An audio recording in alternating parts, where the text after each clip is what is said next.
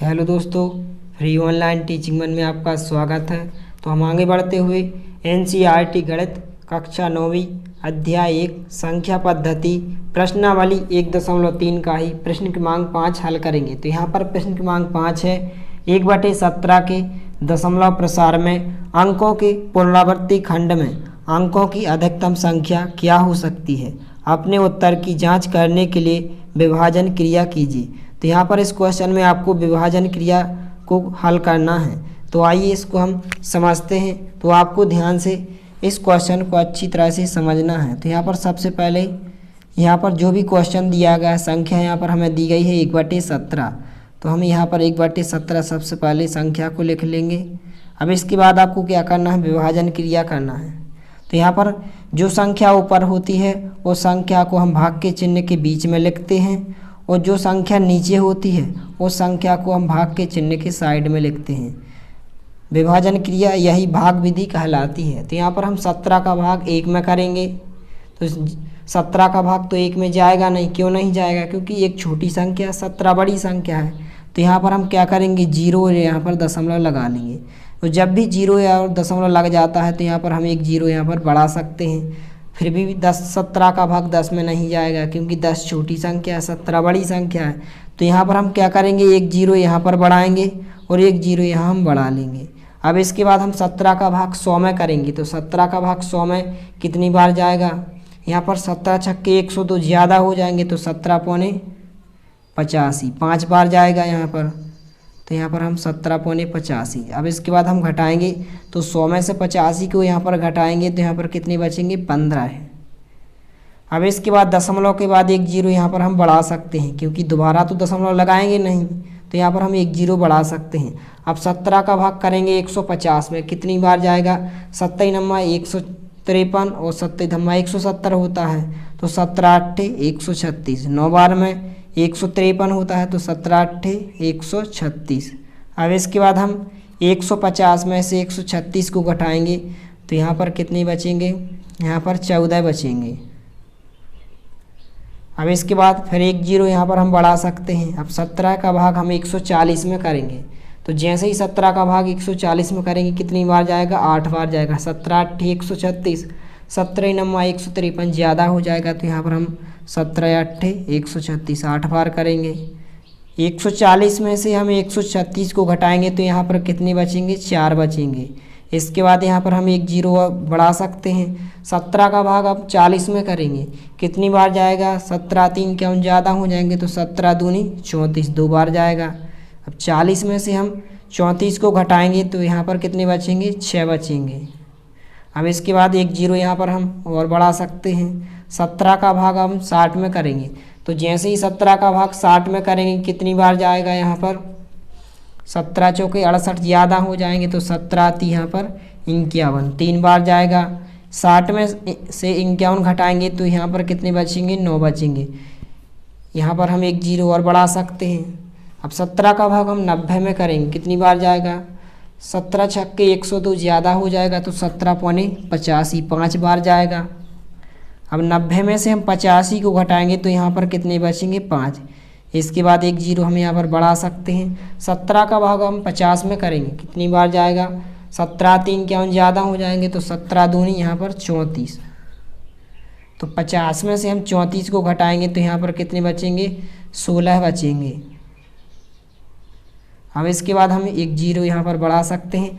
अब 17 का भाग हम 160 में करेंगे। तो 17 नम्मा 153 और 27 धम्मा 170 ज़्यादा हो जाएंगे। तो 17 नम्मा 153। तो 160 में से हम 153 को घटाएंगे तो यहाँ पर कितने बचेंगे, 7 बचेंगे। अब इसके बाद यहाँ पर हम एक 0 और बढ़ा सकते हैं। 17 का भाग हम 70 में करेंगे, कितनी बार जाएगा, 17 चौके 68 17 पौने 85 ज़्यादा हो जाएंगे। तो यहाँ पर 4 बार जाएगा। 17 चौके 68। तो यहाँ पर जैसे ही हम 70 में से 68 को घटाएंगे तो यहाँ पर कितने बचेंगे, 2 बचेंगे। इसके बाद एक 0 यहाँ पर हम बढ़ा सकते हैं। इसके बाद 17 का भाग हम 20 में करेंगे तो कितनी बार जाएगा, 1 ही बार जाएगा। 17 1 हम 17। तो यहाँ पर हम 1 लिखेंगे। तो यहाँ पर हम 20 में से 17 को घटाएंगे तो यहाँ पर कितने बचेंगे, 3 बचेंगे। इसके बाद यहाँ पर हम एक 0 लिख सकते हैं। 17 का भाग हम 30 में करेंगे, कितनी बार जाएगा, 17 दूनी 34, ज़्यादा हो जाएगा तो यहाँ पर 17 एकम 17। तो यहाँ पर हम 30 में से 17 को यहाँ पर घटा लेंगे तो यहाँ पर कितने बचेंगे, तो यहाँ पर बचेंगे 13 है। इसके बाद यहाँ पर हम एक जीरो और बढ़ा सकते हैं। अब 17 का भाग 130 में करेंगे तो यहाँ पर 17 छक्के 102, 7 सत्ते 119 और 17 अट्ठे 136 ज़्यादा हो जाएंगे तो यहाँ पर हम 7 बार करेंगे, 17 सत्ते 100, तो यहाँ पर हमने 7 लिखा है, 17 सत्ते यहाँ पर कितने हो जाएंगे, 119 हो जाएंगे। तो यहाँ पर 130 में से 119 को घटाएंगे तो यहाँ पर कितने बचेंगे, यहाँ पर 11 बचेंगे। इसके बाद यहाँ पर हम एक जीरो और बढ़ा सकते हैं। अब 17 का भाग हम 110 में करेंगे, कितनी बार जाएगा, 17 पौने 85, 17 छक्के 102, 17 सत्ते 119 ज़्यादा हो जाएंगे तो यहाँ पर 17 छक्के 102, यहाँ पर कितनी बार जाएगा, 6 बार जाएगा तो यहाँ पर हमने 6 लिखा और 17 छक्के कितने होते हैं, 102, तो 102 को हमने यहाँ पर लिखा। तो यहाँ पर हम 110 में से 102 को घटाएंगे तो यहाँ पर कितने बचेंगे, 8 बचेंगे। इसके बाद यहाँ पर एक जीरो और बढ़ा सकते हैं। अब 17 का भाग हमें 80 में करना है तो कितनी बार जाएगा, 17 पौने 85 ज़्यादा हो जाएंगे तो यहाँ पर 17 चौके 68, कितनी बार जाएगा, 4 बार जाएगा, 17 चौके 68, तो यहाँ पर हम लिखेंगे 68। तो जैसे ही यहाँ पर 80 में से 68 को घटाएंगे तो यहाँ पर कितने बचेंगे, यहाँ पर 12 बचेंगे।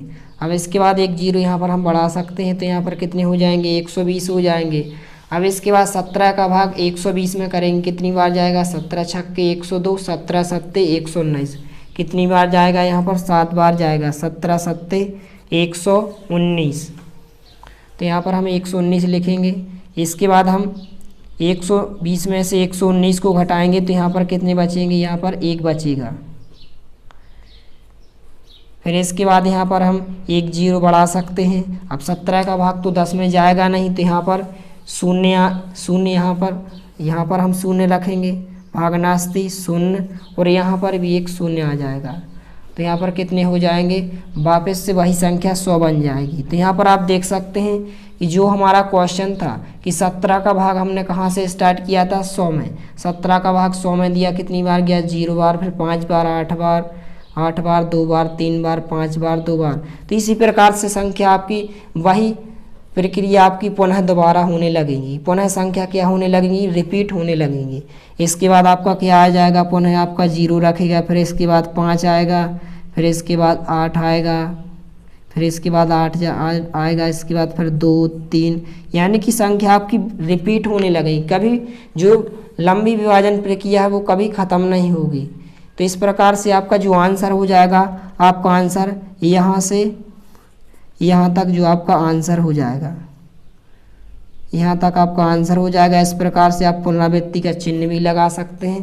तो इस प्रकार से यहाँ पर हम आंसर लिखेंगे, जो इसका आंसर हो जाएगा बराबर में यहाँ पर हम लिखेंगे 0.058823। इसके बाद क्या है, 5294, इसके बाद 117, फिर इसके बाद 647, इस प्रकार से। और यहाँ पर हम इन संख्याओं के ऊपर पुनरावृत्ति का चिन्ह लगा सकते हैं, क्योंकि यदि हम इस विभाजन प्रक्रिया को और आगे तक करें तो संख्या वापस से यही संख्या रिपीट होने लगेगी। तो इस प्रकार से आप इस क्वेश्चन को हल कर सकते हैं। तो आप स्क्रीनशॉट भी ले सकते हैं, इस प्रकार से आप कर सकते हैं। बहुत ही आसान प्रश्न है। तो यहाँ तक आपका ये सॉल्यूशन हो जाएगा। यदि वीडियो पसंद आए तो प्लीज़ लाइक कीजिए, दोस्तों के साथ शेयर कीजिए, और यदि आपने हमारे चैनल को सब्सक्राइब नहीं किया है तो प्लीज़ सब्सक्राइब कीजिए।